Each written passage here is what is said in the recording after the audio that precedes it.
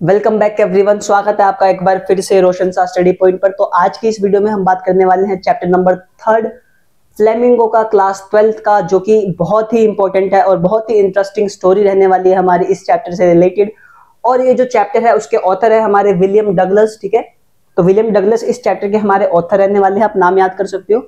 और इस चैप्टर में अगर हम बात करें डीप वाटर की, तो हमें नॉर्मली इस चैप्टर के अंदर 3 कैरेक्टर को फोकस करना है। 3 कैरेक्टर कौन कौन से हो जाएंगे जिनसे एग्जाम में प्रश्न आते हैं। तो सबसे पहले हम बात करेंगे एक ऐसे बॉय की जिसके ऊपर पूरी स्टोरी ओवरऑल घूमती है। एक ऐसा लड़का जिसको बचपन से ही क्या पानी का जो डर होता है, फियर ऑफ वाटर आप कह सकते हो, फोबिया कह सकते हो एक तरीके से, तो उसे फोबिया लग जाता है पानी का। और वो कैसे उस अपने फोबिया पे कैसे वो उसको दूर करता है, कैसे उस पर अपनी विजय प्राप्त करता है। तो इस तरीके का उसका पूरा स्टोरी बताया गया है कि कैसे वो ओवरकम करता है अपने उस फोबिया से। दूसरा हमारा मेन कैरेक्टर होने वाला है जब वो हमारा छोटा बच्चा जब स्विमिंग सीखने के लिए जाता है, तो उसको एक बड़ा मस्कुलर मस्कुलर बॉय कह सकते हो आप, तो वो उठा के उसको पानी में थ्रो कर देता है, फेंक देता है 9 फीट के उस एरिया पे। तो दूसरा कैरेक्टर हमारा ये मेन हो जाएगा। और तीसरा कैरेक्टर हमारा हो जाएगा जो हमें उस बच्चे को, जो ट्रेनर होते हैं, यानी कि एज अ टीचर आप कह सकते हो, ट्रेनर जो उसको स्विमिंग सिखाता है, तो वो हमारा तीसरा मेन कैरेक्टर होने वाला है इस स्टोरी के अंदर। ठीक है, तो मैं आपको छोटा सा भी वो बता देता हूँ, फिर उसके बाद हम पॉइंट टू पॉइंट हम डिस्कस करेंगे कि क्या रहने वाला है स्टोरी के अंदर और कैसे कैसे पॉइंट्स इंपॉर्टेंट है, जिसकी सहायता से हम क्या करेंगे, इस चैप्टर की समरी को फोकस कर लेंगे। यानी कि पॉइंट्स के माध्यम से हम क्या करेंगे, चैप्टर की समरी को जानेंगे और बहुत ही कम समय में जानेंगे कि चैप्टर की स्टोरी समरी है क्या, ओवरऑल क्या कहना चाहती है और किस तरीके से ये चैप्टर हमारे एग्जाम पॉइंट ऑफ व्यू से बहुत ही इंपॉर्टेंट होने वाला है। ठीक है, तो देखिए इस स्टोरी में बात की गई है एक ऐसे बच्चे की जिसको बचपन से ही, जब वो अपने फादर के साथ एक बीच पे जाता है स्विमिंग के लिए, तो एक वेव आती है और उस वेव में जो बच्चा होता है वो अनकॉन्शियस हो जाता है। तो वहां से उसका जो फियर ऑफ वाटर है वो शुरू हो जाता है। ठीक है, ये आपको ध्यान रखना है। उसके बाद वो निर्णय लेता है कि मुझे स्विमिंग सीखनी है। देन वो थोड़ा बड़ा होता है, ठीक है, 11 साल का जब होता है, तो एक पूल को ज्वाइन करता है, YMCA पूल होता है, उसको ज्वाइन करता है स्विमिंग सीखने के लिए। तो एक दिन वो बहुत जल्दी पहले चला जाता है और पहले जब वो चला जाता है तो सबका वेट करता है, कोई आता नहीं है। ठीक है, तो एक मस्कुलर बॉय आता है, ठीक है, और वो उसको उठा करके 9 फीट जो वो होता है स्विमिंग पूल, उसको 9 फीट के अंदर फेंक देता है। लेकिन उसको स्विमिंग तो आती नहीं थी, तो वो इस कंडीशन में बिल्कुल अनकॉन्शियस फील करता है और वो बाहर भी नहीं आ पाता है। वो ट्राई करता है बाहर आने का, जो उसका सरफेस होता है वहां पे अपने पैर से पुल करके ऊपर आने की कोशिश करता है, लेकिन वो कहीं ना कहीं फेल हो जाता है। तो इस स्टोरी में ऐसे ऐसे स्टोरी की बात की गई है। उसके बाद जब उसकी आंखें खुलती है तो वो वॉमिटिंग करता है और वो बातें लोगों की सुनता है। फिर वो जो बॉय होता है जिसने उसको पुल किया था, धक्का दिया था, वो कहता है कि सॉरी, मुझे लगा तुम्हें तैरना आता होगा, ये वो। तो एक इंसिडेंट इसके साथ ये हो जाता है, तो 2 इंसिडेंट इसके साथ हो गए स्टोरी के अंदर। और देन ये क्या करता है, ये फिर फैसला लेता है कि अब मुझे स्विमिंग सीखनी है। फिर एक ट्रेनर हायर करता है और ट्रेनर हायर करने के बाद जो फिर ये स्विमिंग सीखता है और किस तरीके से सीखेगा, वो पॉइंट थोड़ा हमारे एग्जाम पॉइंट ऑफ व्यू से इंपॉर्टेंट होने वाला है। क्लियर। उसके बाद ये फिर 2 मील की जो दूरी होती है, एक बीच की झील की बात की गई है, तो उस झील की 2 मील की दूरी है खुद ही अकेले तैरकर पार करता है। तो ये इसका पूरा ओवरऑल जर्नी था इस चैप्टर के अंदर कि किस तरीके से अगर किसी भी पर्सन में, किसी भी हर लोगों में किसी ना किसी प्रकार का एक फोबिया होता है, तो हम उस फोबिया से कैसे ओवरकम करते हैं, तो सारी चीजें इसके ऊपर डिपेंड करती है, करेज के ऊपर बात आ जाती है। तो हमारा ये चैप्टर बहुत ही इंपॉर्टेंट होने वाला है उन लोगों के लिए जिनको किसी ना किसी तरीके का डर होता है और वो सोचते हैं कि मैं इस डर से ओवरकम कर लूंगा। ठीक है, तो चलिए आप पॉइंट टू पॉइंट डिस्कस करते हैं कि पॉइंट क्या कहते हैं हमारे। देखो यहां से स्टार्ट करते हैं summary first. The author had a fear of water due to a previous incident when he was 3 और 4 इयर्स ओल्ड। ठीक है, तो जो ऑथर जो हमारे हैं उनका जो एक प्रीवियस इंसिडेंट हो जाता है फियर ऑफ वाटर का, जब वो कितने साल के होते हैं, यहाँ पे दिया गया 3 साल के और 4 साल के, यानी कि 3 और 4 के बीच में जब होते हैं तो उनके साथ एक इंसिडेंट होता है। ठीक है, he begins by sharing an unpleasant event that occurred when he was around 10 or 11 years old। Second incident कब होता है, तो उनका सेकंड इंसिडेंट जब होता है जब वो कितने साल के होते हैं, यहाँ पे देखो 10 दिया गया है और 11 दिया गया है। ठीक है, तो मतलब हमारा जो ऑथर है, हमारी इस स्टोरी का जो ऑथर है, वो बता रहा है कि उसके साथ 2 घटनाएं घटी हैं। कब? पहला जब वो 3 और 4 साल के थे तब, दूसरा जब वो 10 और 11 साल के थे तब। तो 2 इंसिडेंट वहां पे उसने हमें बताया गया स्टोरी के अंदर। While at the California beach with his father, he was knocked down by the waves and buried in the water leading to his fear of water. देखो यहाँ पे बताया गया जो पहला जो इंसिडेंट था वो कब हुआ था, वो कैलिफोर्निया बीच पे हुआ था। तो आपको ये पॉइंट याद रखना है यहाँ पे, ठीक है, कैलिफोर्निया बीच वाला पॉइंट आपको यहाँ पे याद रखना है। कब, जब वो अपने फादर के साथ बीच पे गया था, कैलिफोर्निया बीच पे, तब उसके साथ वो पहला इंसिडेंट हुआ था, जिसके बाद उसको जो पानी से डर लगने वाला जो वो था सक्सेस हो गया था, यानी कि उसको पता चल गया था कि मुझे पानी से बहुत डर लगता है। क्लियर?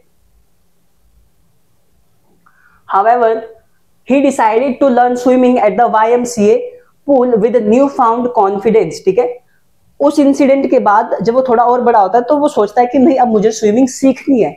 देन वो क्या करता है, कौन सा पूल ज्वाइन करता है, YMCA। तो यहाँ पे एक ये पॉइंट बहुत इंपॉर्टेंट हो जाएगा आप लोगों के लिए, आपको ये याद रखना है, YMCA पूल कैलिफोर्निया बीच आप याद रखोगे।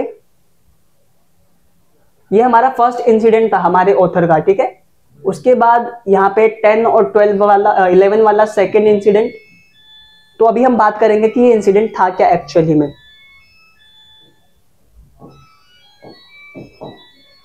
Then he started by paddling around in the water with his water wings. He tried copying the other boys who had come to swim in the pool.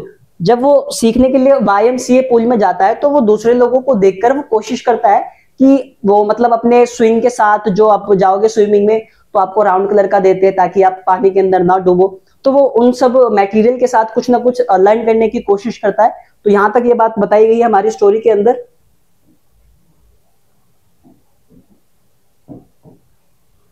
Now one day he arrived at the pool to find himself early and alone।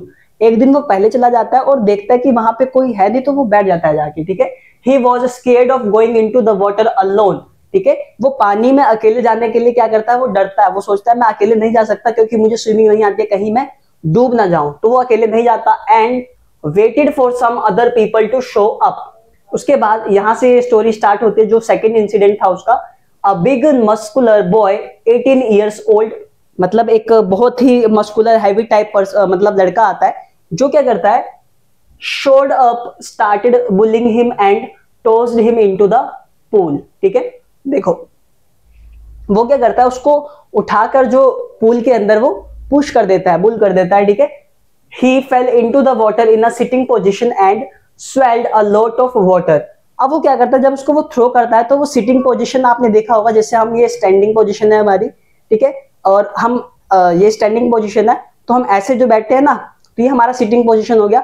तो इसी position में वो पानी के अंदर गिर जाता है, ठीक है। As he was drawing he planned his come back out of the water. He imagine he would kick off the floor of the pool as soon as he hit it. ठीक है, वो क्या करता है, अब वो जब वो आ जाता है तो पहले ही से अनकॉन्शियस होता है, उसको पहले से ही वाटर का फियर होता है, लेकिन वो कोशिश करता है कि मैं जल्दी से जल्दी बाहर आ जाऊं। तो वो पानी का जो सरफेस होता है, वो पानी के सरफेस को हिट करने की कोशिश करता है। जैसे अगर ये पानी है, अगर हम ऐसे आए हैं पानी के अंदर गिरे हैं, तो वो सोचता है अगर मैं इसको हिट करूंगा तो शायद मैं पानी के ऊपर आ जाऊं, तो वो इस तरीके से बाहर आने की कोशिश भी करता है, ठीक है।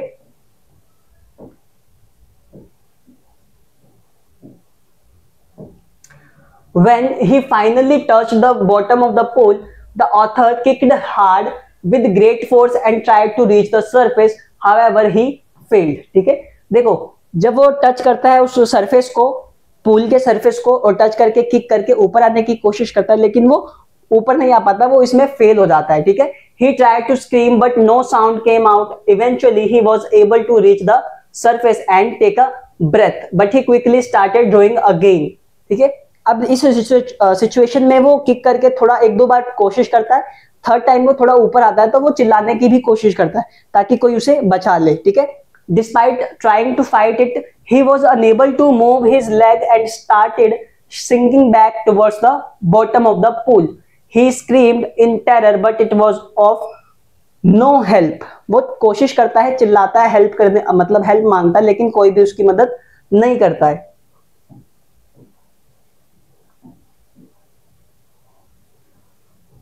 देखो, he eventually lost consciousness। The next thing he remembered was hearing people talking. The boy who pushed him into the pool claimed it was all a joke, while someone else stated that he was close to death। ठीक है, तो वो बाहर तो आ नहीं पाता है, लेकिन जब वो बाहर मतलब उसकी जब आंख खुलती है तो वो उल्टी वगैरह भी करता है, स्टोरी में ये भी बताया गया है। लेकिन इसमें बताया गया है कि जब वो अपना सारा कॉन्शियसनेस खो देता है तो उसको कुछ आवाजें आती हैं, जैसे कि वो जो बॉय होता है जिसने उसको पुश किया था, जिसने उसको वाटर में पूल के अंदर धक्का दिया था, वो कहता है कि ये बस एक मैं मजाक कर रहा था, मुझे लगा था इसको तैरना आता है इस तरीके से। तो दूसरा कोई बच्चा होता है वो कहता है कि शायद हो सकता है ये मर गया हो। तो इस तरीके की आवाजें उसको आती है, ठीक है। After going home, he felt weak and emotionally disturbed, unable to handle even the slightest physical exertion.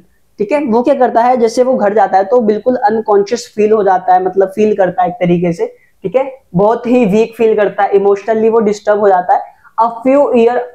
A few years after his traumatic experience at the YMCA pool, the author continued to struggle with the fear of water. उस incident के बाद भी, उस incident के कुछ साल बाद भी वो उसका जो फियर ऑफ वाटर है वो बना रहता है, अभी भी वो उसको क्या, पानी से बहुत डर लगता है, ठीक है।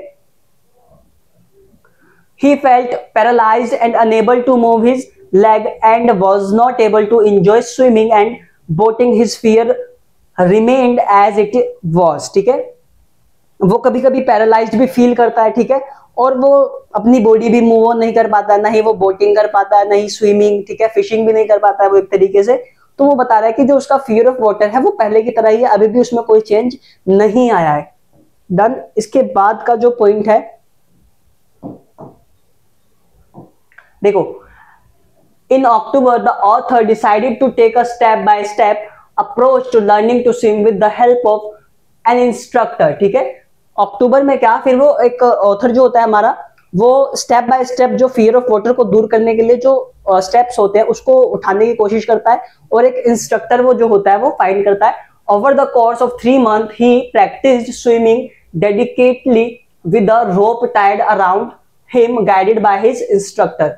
अब देखो 3 महीने के बाद जो उसका इंस्ट्रक्टर क्या करता है, उसके पैरों में जो रोप रस्सी होती है, रस्सी को बांध देता है और खुद पानी में रह के उसको पकड़ लेता है, ताकि उसको ये फील ना हो कि उसको पानी में वो डूब रहा है। तो इस तरीके से उसका जो इंस्ट्रक्टर होता है वो उसको स्विमिंग कराने की कोशिश करता है, उसको सिखाने की कोशिश करता है। He gradually overcame his fear of water and learn to breathe under water, ठीक है। अब वो क्या करना है, धीरे धीरे पानी के अंदर सांस लेने की जो प्रक्रिया होती है उसको भी वो सीख जाता है। Eventually the instructor declared that the author was ready to swim on his own. उसके बाद जो इंस्ट्रक्टर होता है वो उसको कहता है कि मेरे हिसाब से लगता है कि तुम अब अकेले पानी में तैर सकते हो, अकेले स्विमिंग कर सकते हो। तो वो डिक्लेयर कर देता है कि अब तुम्हें अच्छे से स्विमिंग आ गई है। Although he received approval from the instructor, the author was still unsure of his abilities. देखो, उसको अप्रूवल तो मिल जाता है इंस्ट्रक्टर से कि वो अब स्विमिंग अकेले कर सकता है, लेकिन अभी भी वो क्या है, वो अनश्योर है, यानी कि वो श्योर नहीं है कि वो अच्छी स्विमिंग कर सकता है, ठीक है, उसको अभी भी डर है। He continued practising in the pool until July, still experiencing moments of fear, ठीक है, लेकिन फिर भी वो जुलाई तक बहुत प्रैक्टिस करता है, ठीक है।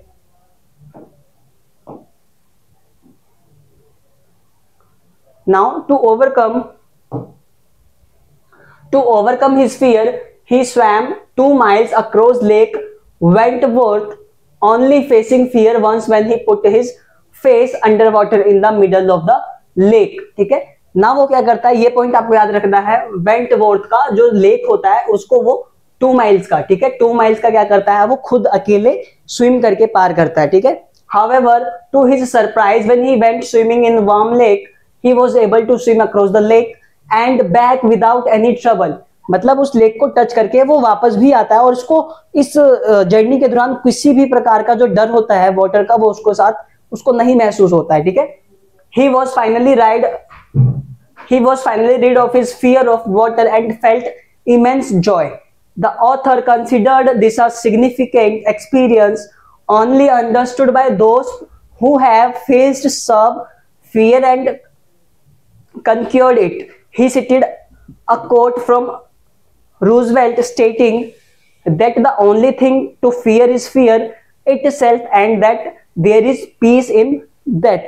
देखो, उसके बाद जब वो लेक को टच करके वापस आता है तो वो कॉन्फिडेंटली कहता है कि जो उसका फियर ऑफ वाटर है वो खत्म हो गया है ना। जो हमारे ऑथर है वो ऑथर लास्ट में हमारे स्टोरी के अंदर एक बात कहते हैं, ठीक है, वो कंसीडर करते हैं, वो मतलब ये जो फियर जो होता है किसी चीज का, वही लोग महसूस कर सकते हैं जिनको किसी न किसी चीज का फियर है। सपोज कुछ लोगों को ऊंचाई से डर लगता है, कुछ लोगों को पानी से लगता है, कुछ लोगों को किसी भी छोटी मोटी चीजों से डर लगता है, जैसे लड़कियों को कॉकरोच से डर लगता है, ठीक है, और छिपकली से डर लगता है। बहुत सारी ऐसी चीजें हैं जो बहुत लोगों को किसी न किसी चीज से डर लगता है, तो फोबिया एक तरीके से, ठीक है। तो वो बता रहे कि मतलब इस फियर ऑफ वाटर को वही लोग महसूस कर सकते हैं जो इस कंडीशन से जा चुके हैं, जो गुजर चुके हैं, ठीक है। उसके बाद वो कहते हैं कि एक कोट बताते हैं, ठीक है, रूजवेल्ट का, कि stating that the only thing to fear is fear itself and then there is a peace in death। तो ये कोट जो है हमारा लास्ट में वो स्टोरी के एंड में थोड़ा सा हमें बताते हैं कि, ठीक है। तो ये हमारा ओवरऑल स्टोरी था डीप वाटर का, जो कि बहुत इंपॉर्टेंट है आपके एग्जाम पॉइंट ऑफ व्यू से, ठीक है। और इससे जो प्रश्न आते हैं, मैंने आपको 3 कैरेक्टर बताए, तो इसका फर्स्ट इंसिडेंट से क्वेश्चन आ सकता है, सेकेंड इंसिडेंट से क्वेश्चन आ सकते हैं, और इसने किस तरीके से स्विमिंग करी, क्या तरीका इंस्ट्रक्टर ने अपनाया उसको स्विमिंग कराने के लिए, तो इस तरीके के प्रश्न आपके एग्जाम में देखने को आ सकते हैं। तो मैं उम्मीद करता हूं आपको इस चैप्टर का जो समरी है बहुत अच्छे से समझ आ गया होगा। तो आप इस वीडियो को अपने दोस्तों में भी शेयर कर दो, और नेक्स्ट वीडियो में हम बात करने वाले हैं राइटिंग सेक्शन का एक पार्ट करेंगे, हम नोटिस से शुरू करेंगे, ठीक है। तो अभी तक हमने फर्स्ट, सेकेंड, थर्ड चैप्टर को कंप्लीट कर लिया है फ्लेमिंगो का, तो अब हम डिस्कस करेंगे एक राइटिंग सेक्शन का कोई एक छोटा सा पार्ट। तो बने रहिए आप लोग हमारे साथ इस चैनल पे, और वीडियो को लाइक और शेयर जरूर कर दीजिए, ठीक है। मिलते हैं आपसे नेक्स्ट वीडियो में, तब तक के लिए आप थैंक यू।